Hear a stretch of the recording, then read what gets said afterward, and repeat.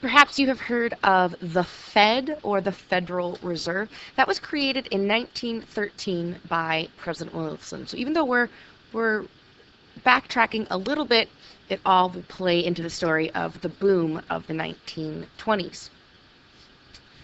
Now, the purpose of the Federal Reserve is to regulate the economy. We did not have a national bank since the early to mid 1800s. Remember the issue with Andrew Jackson. But in 1907, there had been sort of an economic crisis, what we call a run on the banks. This happened when consumers lost confidence in their banks and went to remove their money from the banks. Other people started doing this, and the banks, it was found, did not have enough money to supply the consumers. So this is going to be a nationally run, government-run organization, and it regulates the economy by separating the country into 12 different regions. And so the national sort of headquarters determines what money needs to be put into each of these regional economies. They do this by, one, printing money, and then also controlling interest rates. And when the interest rates go up, that means that people pay more interest when they get a loan. When they pay back that loan, the money collected as interest goes to the banks and then ultimately to the federal government.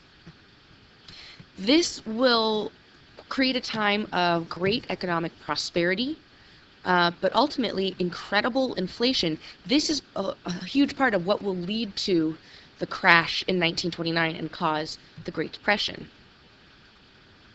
Part of the reason is because the money that is being printed, now this is a dollar bill printed before the Federal Reserve really came into power and the removal of the gold standard.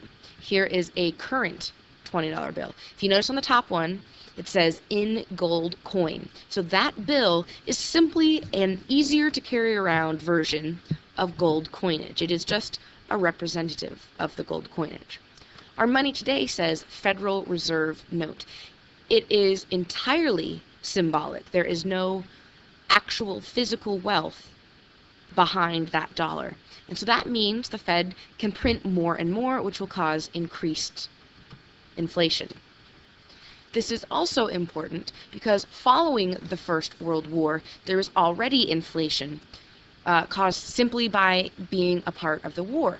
We had wartime production, we had lots of people working, and then all of a sudden we don't need those jobs, we don't need those supplies.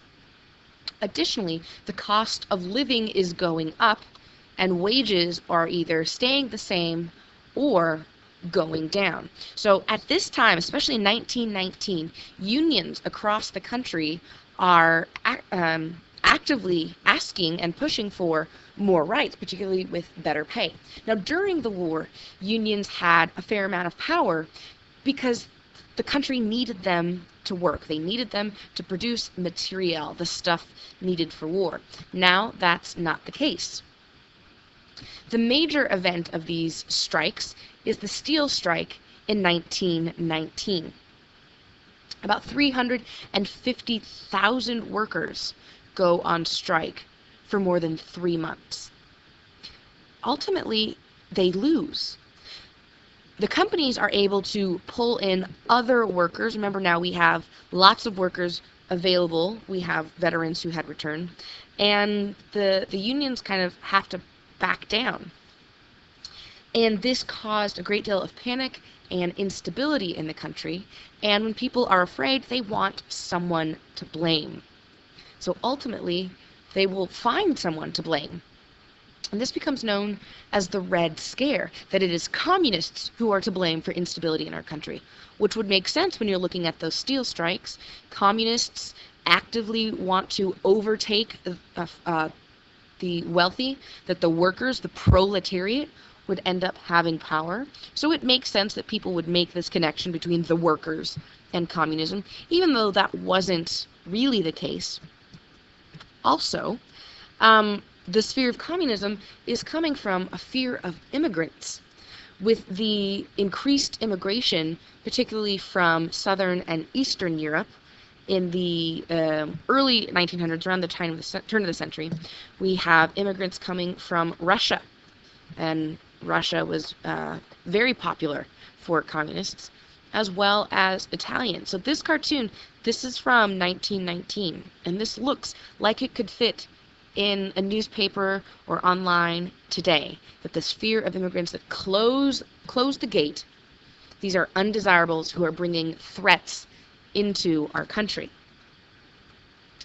One person who's going to be essential in trying to find these threats is J. Edgar Hoover. He works for the Department of Justice and a newly created office within the DOJ called the Bureau of Investigation. Ultimately, it will become the FBI, the Federal Bureau of Investigation.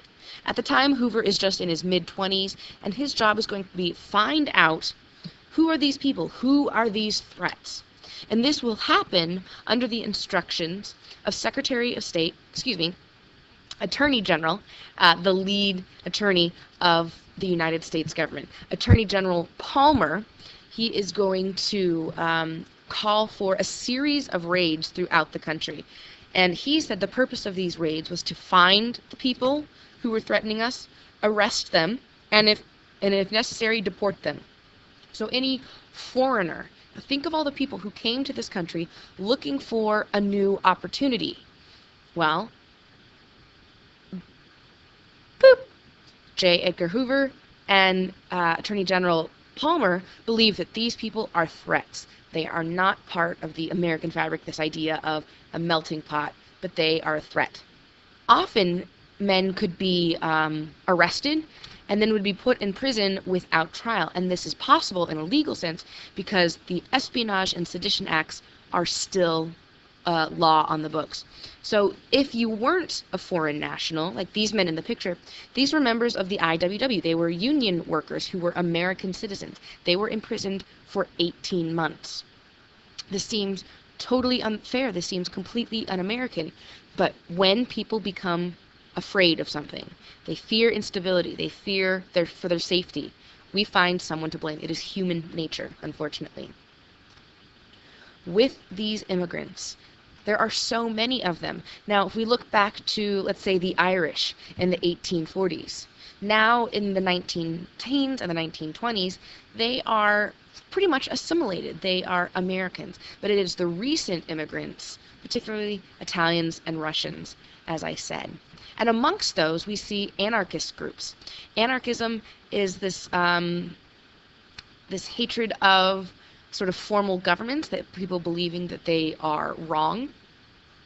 And there definitely were anarchist groups in the country. An anarchist, Leon Klausglas, was the one who assassinated President McKinley. So this isn't a completely made-up threat. And two men who happen to be part of an anarchist group are Sacco and Vanzetti. These are two Italian immigrants, came to America in 1908. They didn't meet each other until they met in their union, and ultimately do become anarchists. But they are accused of a murder that they did not commit. They weren't even near the area when it happened. But this is a way for America to sort of vent its frustration, to find a scapegoat. And we watched that video in class. That you can find the link in Canvas. At the very end of the 19-teens, we're going to have two new amendments. We talked about how the Anti-Saloon League was pushing for legal restrictions of the sale of alcohol. That will happen with the 18th Amendment. This creates what we call prohibition, and it is making illegal across the United States the creation, the manufacture, the sale, or the transportation of alcohol. So that means any sort of trade, bartering. You can consume alcohol, but you can't manufacture it. So this makes it pretty difficult and will lead to some interesting solutions. Here you see here that once the 18th Amendment is passed, lots of alcohol is just completely thrown out. Then we have the 19th Amendment. Finally, we have women's suffrage, votes for women. This happens largely at this time because of Alice Paul. Now, we've had lots of different suffragettes, but Alice Paul took a very different view of the issue. She was far more radical and looking at it as a political issue rather than just a social issue. She was arrested several times, but because of her efforts, this finally is made an amendment. And it's important that these two things were made into amendments rather than passed as laws by Congress, because as an amendment, it is part of the Constitution. A law can be turned over. The Constitution is the Constitution. It's far more difficult to make this happen, and it means it's also far more difficult to undo it. With the 18th Amendment, there are lots of people who support it, including major business owners. They saw that their workers were becoming drunk, so this is an issue for them. Social groups, religious groups, all sorts of people believe that alcohol is becoming a great evil in the United States.